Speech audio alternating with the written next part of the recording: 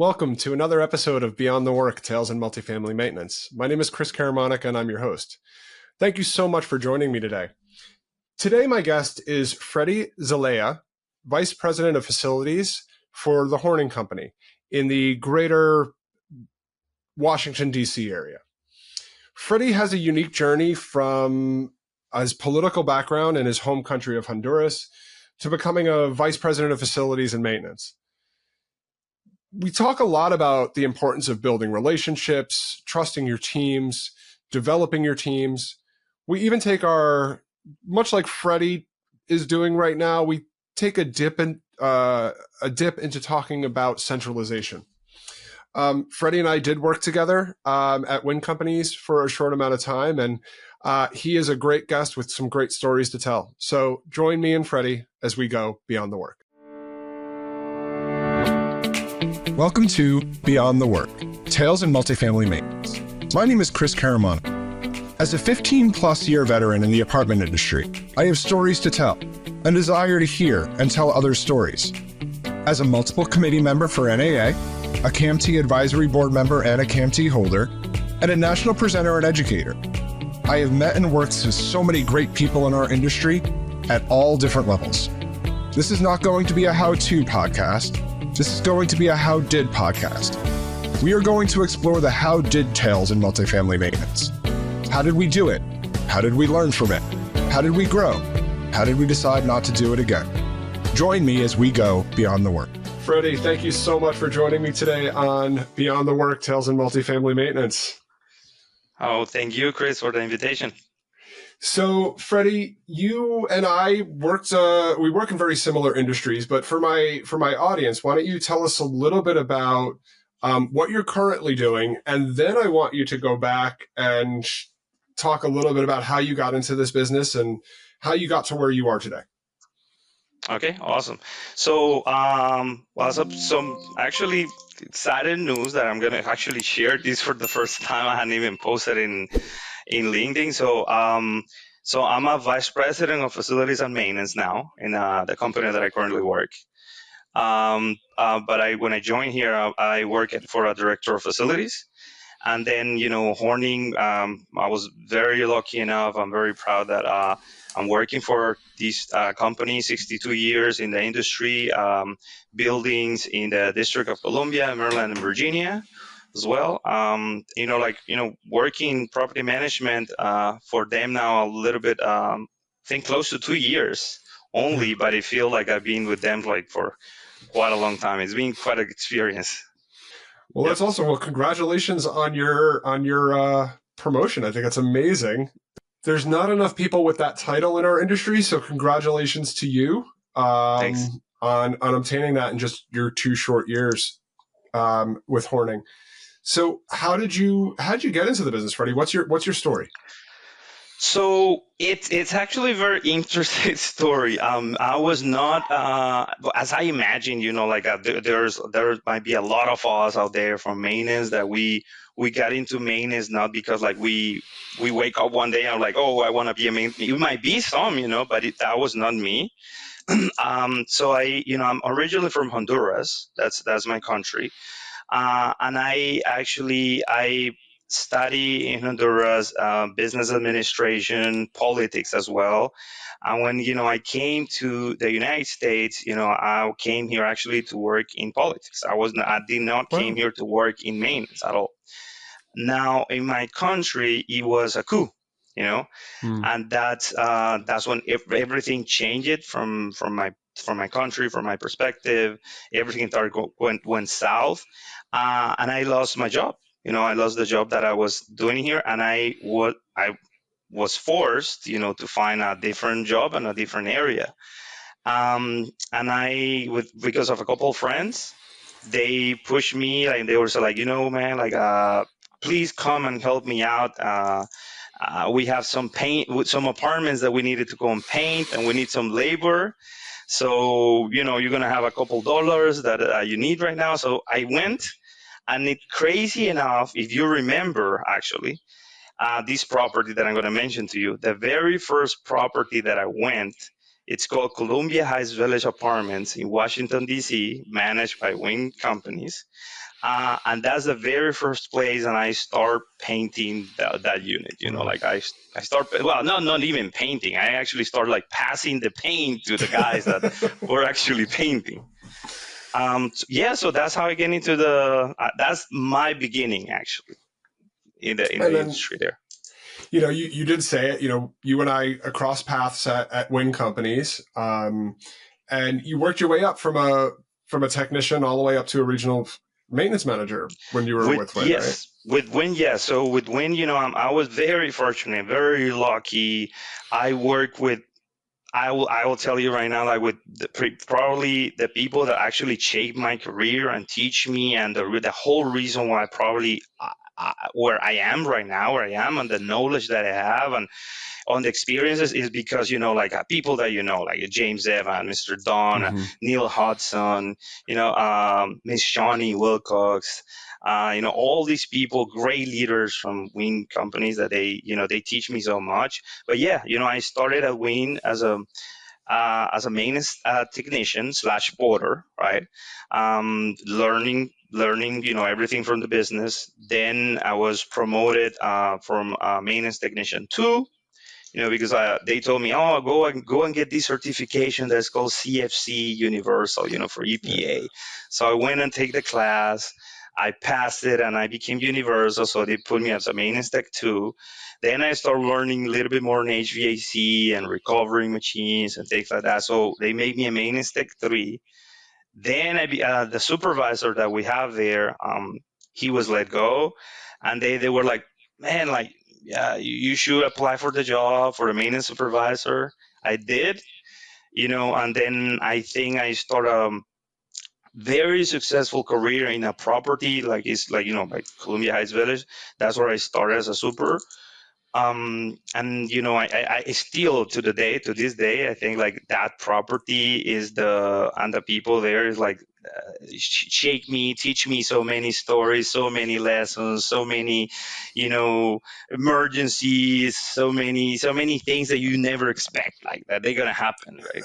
Yeah, so that prepares you, man. That prepares you for a lot of things, and then from there, I senior maintenance supervisor, regional maintenance manager, having a whole different portfolio and a whole different experience, seeing things more from different perspective, more financial, and then everything that I study, that's when everything becomes the place, right? I was Yeah. already kind of ready from that area, and then I was just kind of like using what I knew already into the maintenance world. And the other thing too is like I started becoming a passionate about like safety. It's one, like they teach us all the time, and then the second one is like passion about the for residents, man. Like I'm truly tell you right now that I'm still a huge advocate for making sure that the residents of the community that we manage now in Horning, they have everything that they need, regardless, like what their housing, you know, program is.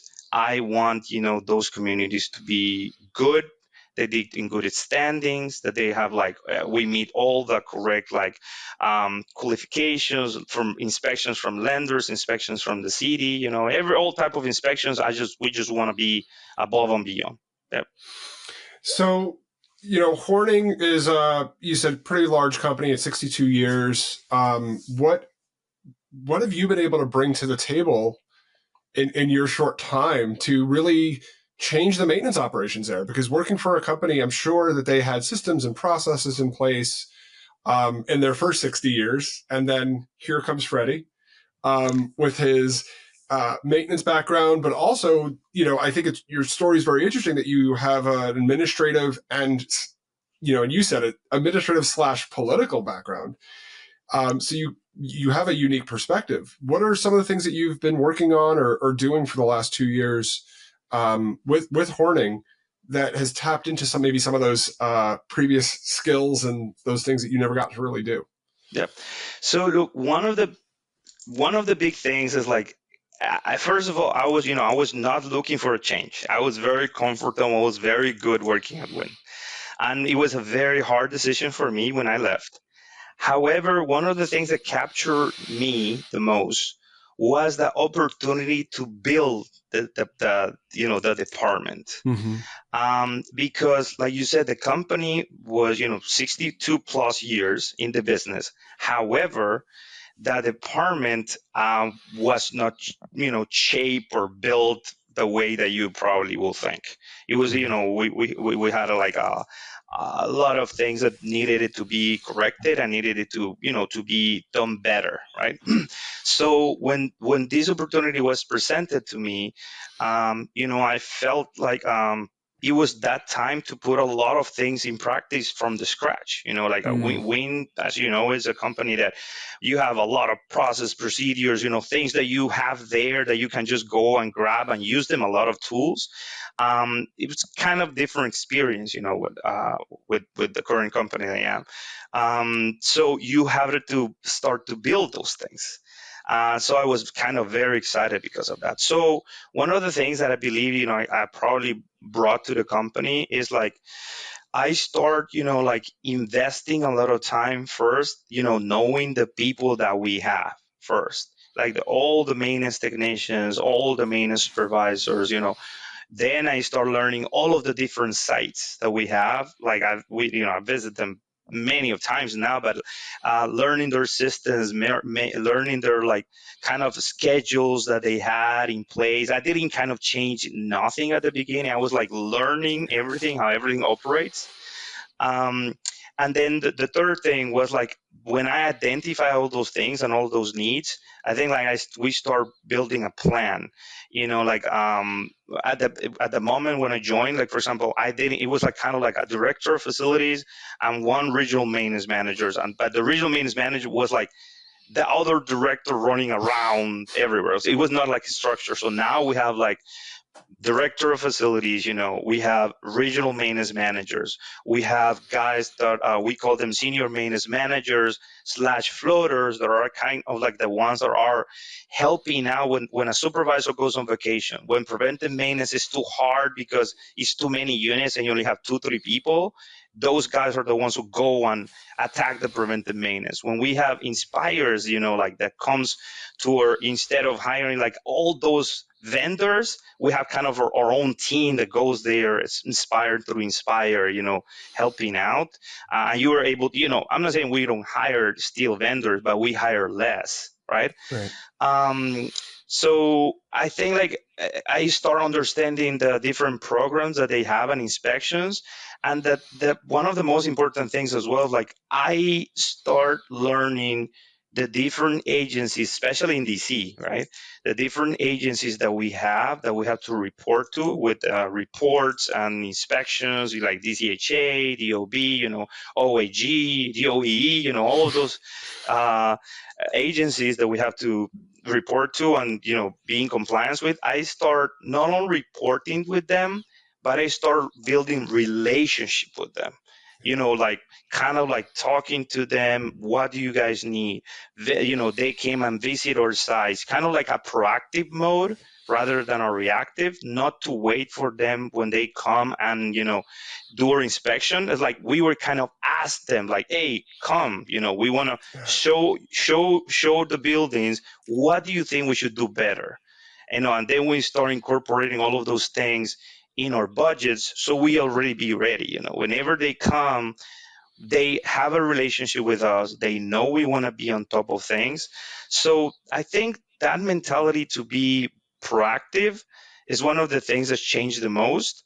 And then of course like we start when I learn everything, we start changing like a lot of things, like our preventive maintenance schedule, being more aggressive in YRD, making sure everybody's using their mobile systems, making sure preventive maintenance is on point, making sure people is clocking in and out correctly. Yeah, and all those type of things. Like it was more like building the department that I ambitious. That is a department that now with this nomination, this promotion that they gave me as VP, I think it set the standards on the entire company at Horning that facilities has a seat at the table. It's no longer only, like a main department. It's a department that works, no, it's have a seat at the table, and we can make decisions, and we want to go, and build things, because we are in every management company, the biggest department is maintenance.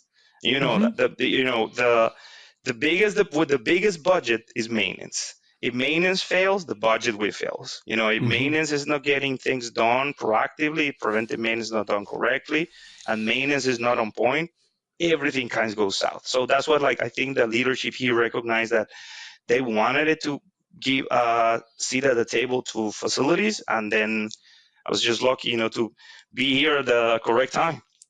Well, I don't know if it was luck, Freddie. I think that a lot of the things you said, you have the experience, and I think and I commend you for that, because I think one of the things that resonated with me is when you started this new role 2 years ago, that you took time. You took time. You didn't walk in. And we all see the memes on LinkedIn, or we hear horror stories from team members about a new manager or new director that started and wanted to change everything on day one. Well, this is how we used to do it. This is how I did it at my old company, is something that we hear quite a bit in our industry, and pretty much everywhere. But I think that what I hear you saying is that you really took the time to get to know the people and the systems and the processes. And I think a lot of times, lots of leaders, whether they're in the maintenance side or in the operation side, aren't necessarily taking that time, because we work in a business where it's 24/7, 365. People have to hit the ground running, but it's okay to walk before you run. And what I hear is that you slowly walked through the process. And when the time was right, you started to layer the different things that you knew you can tackle. Right? Yep, yep. Is that a pretty good explanation? Absolutely, absolutely right. And then, it's one of those things that property management, it's a very fast-paced industry. Like the results are like, you need the results for tomorrow, right? Like it's Yeah. like, You yeah, needed them yes, yesterday. Yeah. You needed exactly. them yesterday. So, but what one of the things that, like that I have learned is like, yes, you need those results, but it doesn't matter if you put a band-aid, and then you, for one day, 3 days, 4 days, you're just gonna keep coming. It's just like when you go to that unit, and then the rest you keep fixing and fixing it. At some point, that resident is gonna say like, "Don't send Freddie there anymore." Like that, he Yeah. cannot fix nothing. So that's kind of like that thing that I thought about it. Like I had it to take time, and then it was quite a challenge too. Like it, the this Horning, it's a very, very good company, and the people that works for Horning, not only in the maintenance side, on property management, managers, regionals, majority of them, they have like a lot of time with the company already, so they've been Mm-hmm. working for the company for many, many years. And then that speaks very high, of a company, right? Like Mm-hmm. how the turnaround is like. Yeah. So it's not easy, but I think like they were very supportive with me, and they were very patient. And then when they start seeing results, I think like that's when they people start like realizing like, what, probably this young guy, that he's here trying to give us some ideas. Maybe we can give him the opportunity. And I think they did, and I'm very, very, very, very grateful that they did, because I think we're on the right track now. And one of the things that, if one thing somebody wants to remember, man, is like, we are all in this industry, but these industry, it can get you. Doesn't matter if you're a groundsman, doesn't matter if you're a porter, you're a technician. Like, if you really are doing everything with passion, and you really enjoy what you're doing, dude, you can get whatever you want.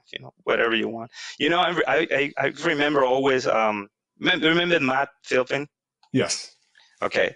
He I remember he used to tell me when he was my VP, he like, Freddie, just sky's the limit, my friend. Just sky's the limit. Like, you have a lot of potential. You think, you keep working hard, and then sky's the limit. And then, I think it's true.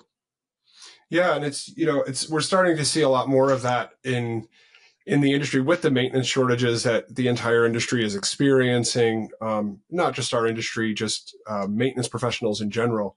We're starting to see the next generation of leaders start to come out, right? Is that, when you and I got into the business, the leaders were of, a certain level or a certain age. They'd been with the company a certain amount of years.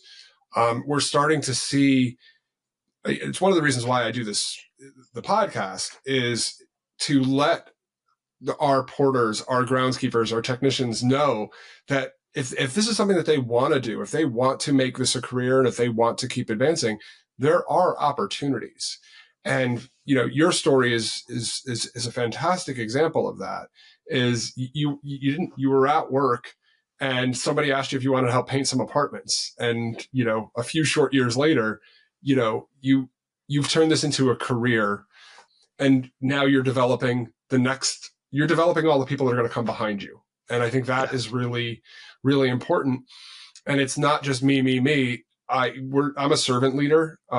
Somebody called me that recently, and I didn't really know what that was, because I never really thought about it like that. I serve my teams, not the other way around. My teams don't serve me; I serve my teams, and I hear that from you. So, I want you to. I feel, and I've always felt this way about you, Freddie, but I feel like you're a servant leader as well. Is that it's about the teams, because we can only be as successful as the strength of our team members are. Yeah, true. So, what is one of the big projects that you're working on currently at Horning?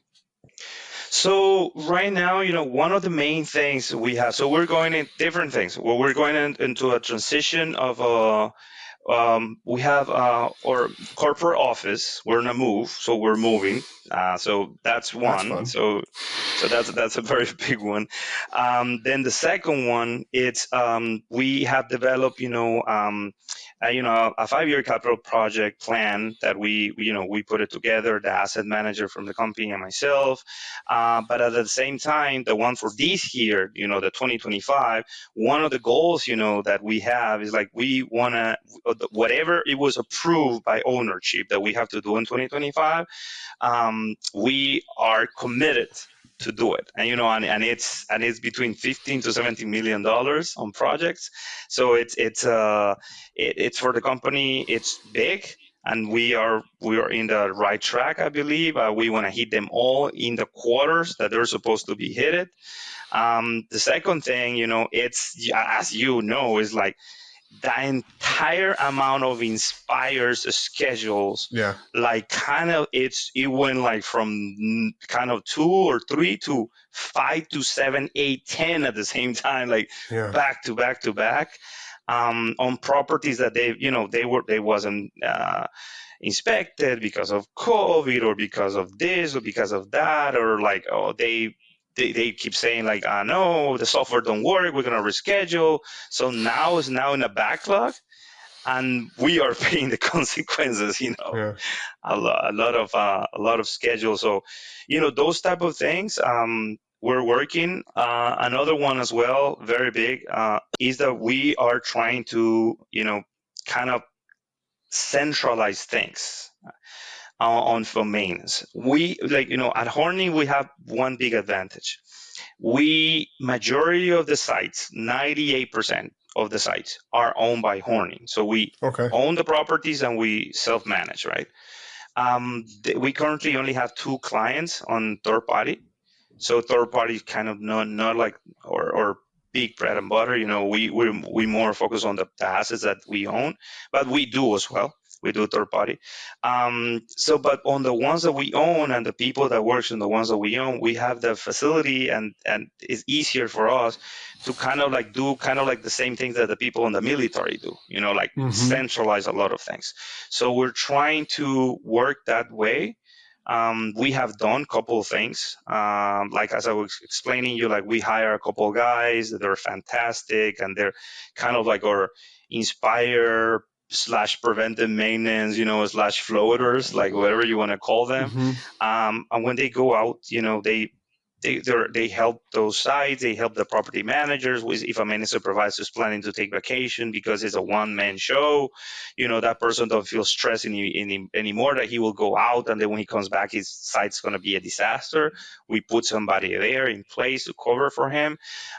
So trying to centralize and trying to work on that strategy, I think it's working because now the sites feel like when they kind of what you were saying. Like now the site has a department that if they see like, hey, do you have this vendor to help me?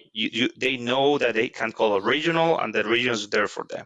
If they said, oh, do you think somebody can cover me for on call this weekend because I have a family appointment and I'm the only one on call? They can pick up the phone, send an email, and they know that's going to happen. So all those type of things and the small changes, they're big changes for kind of like the way things were done in the past, and it's helping out growth. The people have more like availability to reach out or it was a lot of things in here, like one side was doing it this way, another side was doing it another way, so now it's more like standard and everybody's doing it Yeah. one way. So those are the kind of things that I'm working on right now, and I'm going to be working for the rest of the year. Yeah, so I'm on record of not being a fan of centralization, so I'm going to pick your brain a little bit. But Okay. one of the things even though I'm not a fan of it for a number of reasons, I'm not going to rehash them. But I've talked about them in the past. One of the big things that I do see where this would work in an owner operator situation at Horning, right? So while it doesn't make sense for larger third-party fee-managed, companies or companies that have a very geographically dispersed portfolio.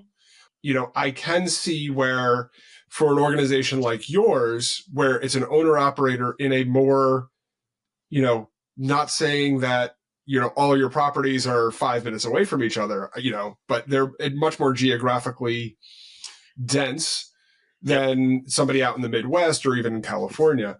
What are some of the pieces that you're putting in, or even in your early planning stages, if you haven't really fleshed it out yet, what are some of the things that you are doing to start the foundation of a centralization program with your organization? It's something I'll be personally honest with you, I haven't talked to many people about, but I know there's a lot of layers to centralization. It's not as easy as we're just going to centralize maintenance and that's it. Yep. There's a lot of pieces that are involved. Yep.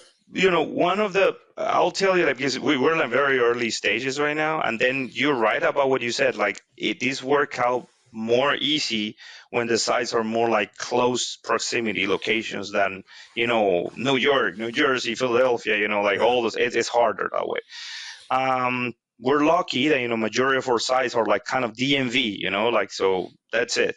Mm-hmm. But one of the early things we want to do is like, so how like you like property managers, are majority of the times people that are approving, times like time, Mm-hmm. a maintenance technician or maintenance supervisor, punch in, punch out, that person that review those things are property managers, right? Like they're the ones who approve the time and then this check, right?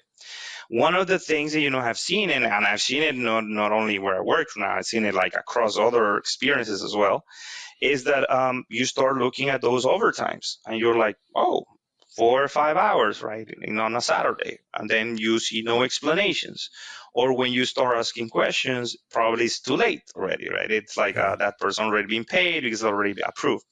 But when you start realizing and talking to the technicians and they start talking to you, things like that, they're like, oh yeah, it was a garbage disposal that it was clogged. Then it was 4 hours and 30 minutes. Oh, you're like, oh, it was a toilet that was clogged and we just put the auger on it and it was like 3 hours and 45 minutes. And then you're like, but you live 20 minutes away. And then you came here, you go, let's say you grab the key, you go to the apartment, you do your work. That's that. There's this 1 hour and a half the most, right? Like this is 2 hours. When you start realizing there's about 3 hours, 4 hours, I think there should be more questions They should be Mhm. questions to ask, like wait, what's going on? What happened? Why? A text message to the manager or text message to somebody. But majority of the times, and a lot of times, the thing is like the reason why you don't see that is because probably one, the property managers are very busy, right? And then two is that if you tell them like, oh yeah, the garbage disposal was clogged, and then she might think it's true, because Yeah. that's not their expertise, right? That's Right. why you have regional maintenance managers. That's why you Yeah. have probably director of facilities. So that's one of the things that I'm trying to see how we can work. It's like at that piece, like it can be another layer before it gets to the property manager where questions start asking. Like, hey, guys, by the way, Saturday I saw that you worked 4 to 5 hours. What was the reason for that? Like, or even before it gets to that, supervisors or technicians keep picking up the phone on a weekend, like, hey, Freddie, like, you know what? I have a very big flood in here, blah, blah, blah. FYI, now you're alert. Right. Or like, hey, there is this toilet that is being leaking. I tried to auger it, but it's now I have to take it out. And then that's going to take you more time. So do you know those type of things? Because at the end of the day, like we work for these companies, but it's a business, right? So Hmm.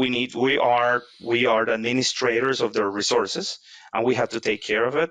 And I think when you start putting things out there, like, and when those type of things start coming to light, everything gets more transparent. So that's one example, of- Yeah. What I liked about what you were saying there, Freddie, was that you asked questions. You didn't tell the technician it should only take them an hour Mhm. and a half, right? And I feel like a lot of times I get this question quite a lot, and I'm sure you do too. And I've talked to plenty of my industry peers. How long should it take to blank, right? And how long does it take to unclog a garbage disposal? Or how long does it take to, caulk a tub in a make ready? Well, there's a lot of variables, right? Yes. And I think that by asking those questions, one, you're going to, get some good answers. That it wasn't just augering the toilet. I had to, pull the toilet. I had to, it wasn't a simple augering job, or there was a leak, or even though the work ticket says toilet clog and fixed, there's more information there. Um, but I like that. I don't think enough people ask the question. Why are they asking? Why does a property manager ask me how long it should take to unclog a garbage disposal? Going back to your example, Yep. you know, I've personally unclogged garbage disposals in 5 minutes. And I've also been wrestling with garbage disposals that have taken me an hour. And that is not because I'm unskilled. That is not because I didn't know what I was doing. It's because sometimes the clog is that sufficient, or, you know, the cutting blade is wedged, and you need some extra tools, or you need, an extra, basically some extra manpower to unclog something. Um, but it's managers have a tendency, I know I'm making broad generalizations and I apologize to my audience, but it's always like, well, it should only take you X, and, I recently asked the question, well, how long does it take to lease an apartment to somebody? And, Yeah. and you laugh, right, Freddie? Yeah. And I hope some, our audience members, whether on the maintenance side or the operations side, well, I mean, I can lease an apartment in 5 minutes, or it could take me 5 weeks. Well, okay. I don't expect a maintenance professional to take 5 weeks to unclog a garbage disposal or a toilet, but there's a lot of reasons why you can lease an apartment in 5 minutes, or you can lease an apartment in 5 weeks. Same goes for maintenance tasks.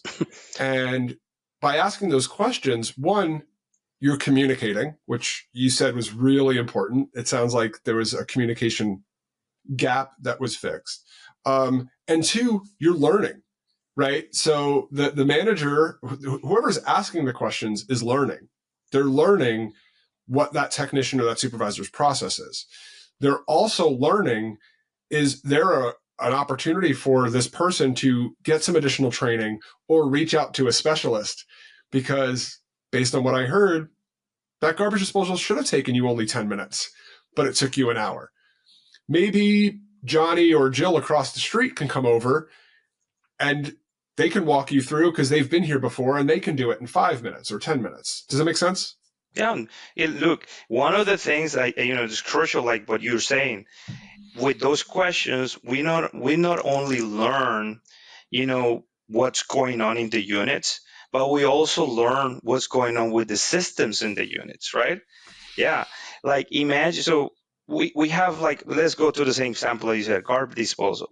We now analyzing data, right? My regionals, myself, and we're seeing that unit 105 keep getting garbage disposal clogs every 2 weeks, right? And we keep snaking it, and we keep fixing the clog and all those type of things. Now it's time to start thinking like, what should we just do like like from the roof? Do we need to do a clean out of the building? It's time to go ahead and do some more preventive maintenance and X, Y, and Z. So those that a lot of people might think that when we ask questions and when we tell them like, hey, make sure you put whatever you did in the unit, some people may think is micromanaging, Yeah. but it's just learning the data of the building, learning what we have on those systems, so we can actually make decisions. We can probably budget for more things, we can probably budget for put some more money to do more capital projects, and then we can care better for our assets, right? And that's one of like that what that's one of the things that there's no clear answer, I agree, of how long something should take on maintenance. You don't know, like you don't know. Yep. Yeah. I had a story recently where resident reported that their oven door broke. The glass on their oven door broke. And the instant answer of the operations team was, oh, they had to break it. And as most gut reaction, I'm sure most people listening on here heard that and were like, oh, the resident broke it. Right. So that person was instantly issued a lease violation. That person was instantly, the cost to replace that range door was put on their ledger, right? It was like $300 to replace the front door assembly on this stove. It bubbled up to myself and another one of my regionals. And my regional had asked a simple question: what's the make and model of the stove? And they got it back. They said, oh, well, this is it. This was the make and model on the stove. And he goes, yeah, I had a similar issue. There was a recall on this stove that the glass was, not as strong. And there was an issue with these stoves a couple of years ago. And the make and model and serial number fall in the exact same window of a problem that he had seen before. But the operations and even the maintenance technician at the site was so quick to say, Miss Jones broke her stove. Yeah.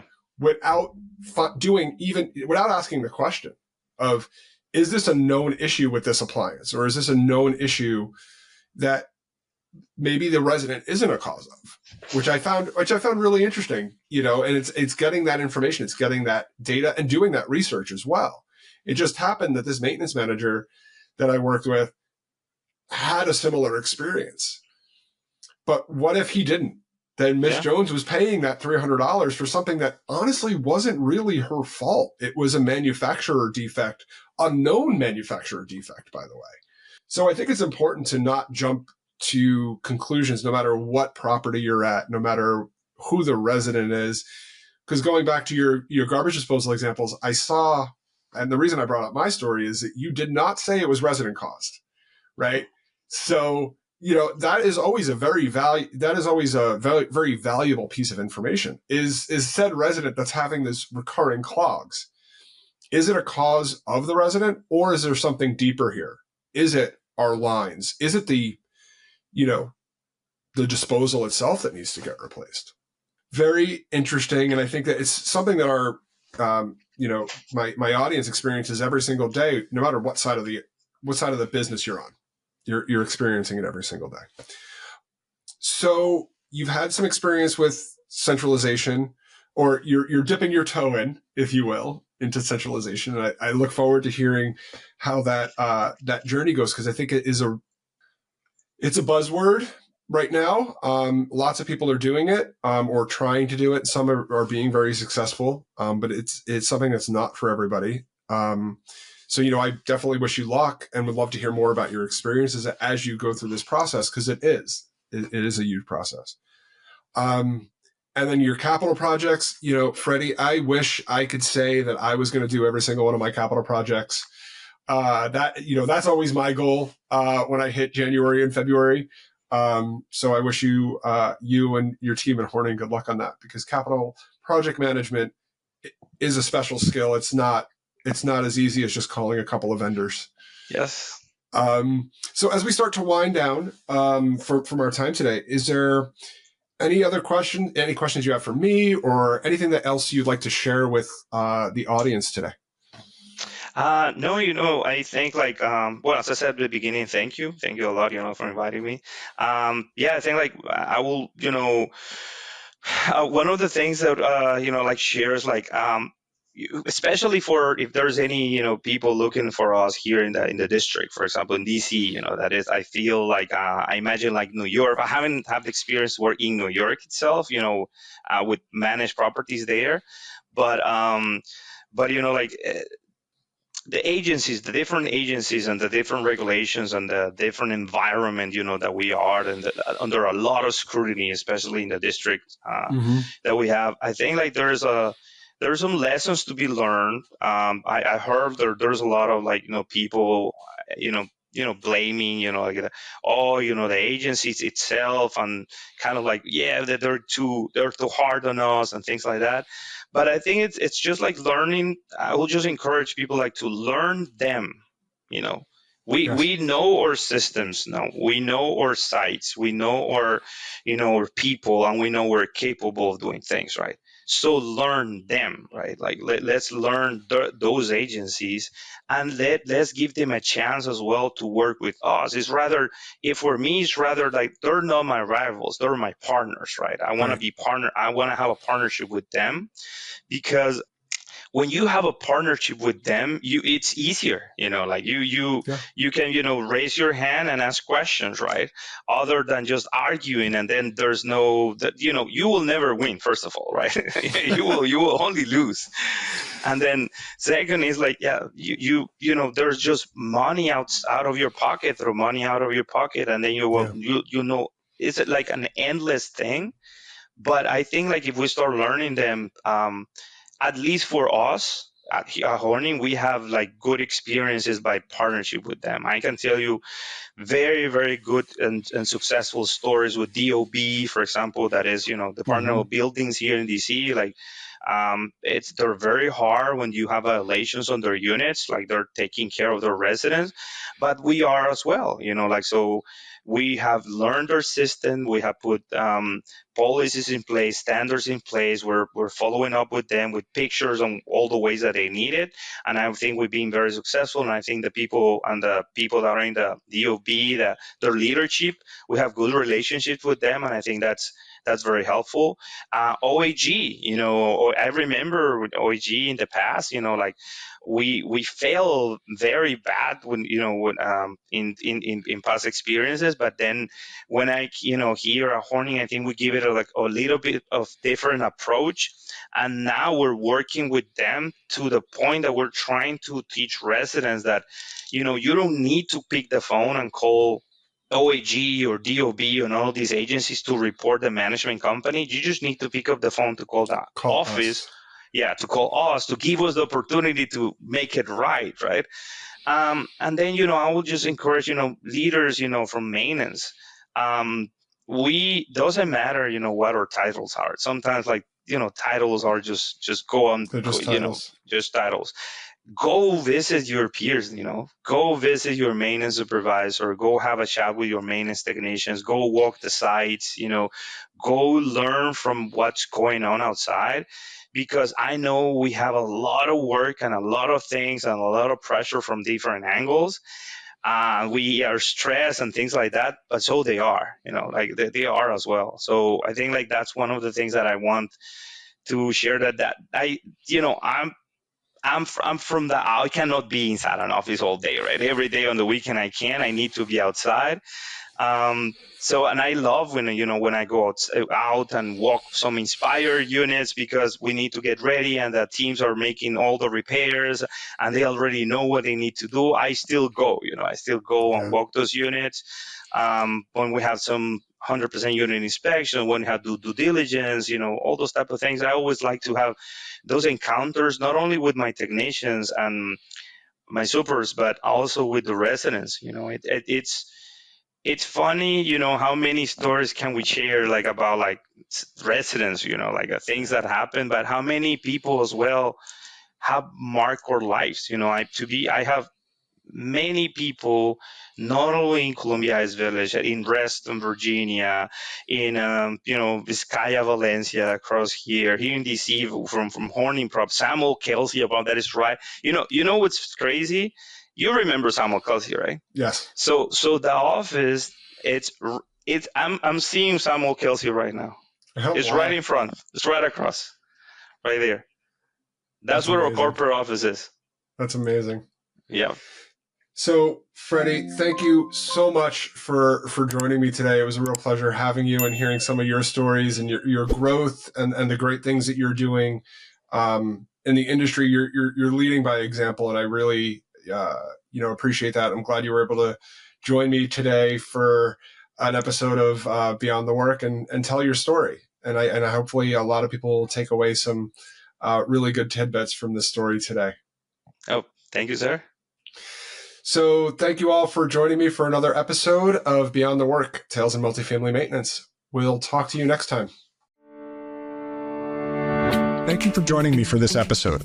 No matter how long you've been in our industry or what position you have at your company or your community, everyone has a maintenance story to tell. Go to www.multifamilymedianetwork.com and leave me a voice message or share your information, and we can tell your tale together on a future episode.